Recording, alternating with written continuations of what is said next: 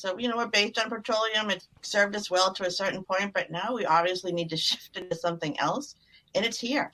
Hemp exists. It's right here. I hear when I talk to women in the industry, but, I talk to growers and farmers. And one of the big issues is farmers would like to grow this, but we don't have an infrastructure in this country yet to build the product, the product line yet.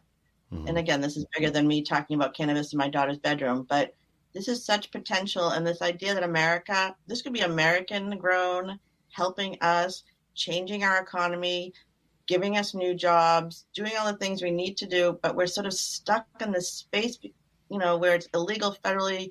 The Farm Bill has hemp, but then there are issues with CBD. And we could make a lot of money off of this. America, making money used to be our jam. So, maybe we just need to blow the whole thing up and start over again.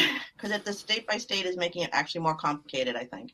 Well, that and the fact that it must have to be brought to you by Pfizer. We can't forget about those folks. They are in the way of everything. So but that's a whole nother.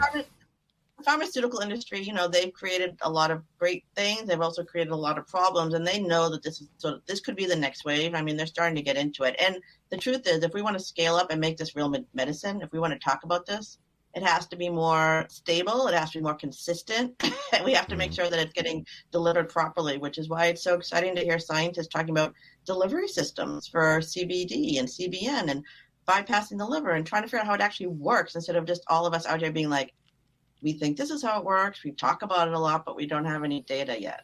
But you want to know what you do, though. So since we do have data, but we just don't have the kind of data that FDA will listen to, which is frustrating. I mean, that's the frustrating part.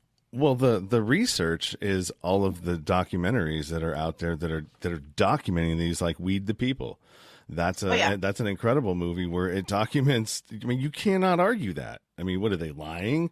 Like, come on, man. You can't argue it. So that is the research right now. That's and there's a lot of research over the years. They've always tried to prove how terrible it is. That's where the research has always been, with the assumption that it's terrible. We're looking for the terrible things which they can't find. And now we're on the other side of this. And I just think the women who are talking about this are really brave and inspiring, and they're changing hearts and minds because they're doing whatever they're doing at their level, but they're also raising the next generation of children who aren't going to be scared by it, understand what it is, won't be, fooled by the dare issues, and can help sort of just normalize this culturally. Because although I talk like it cures everything, I know it doesn't.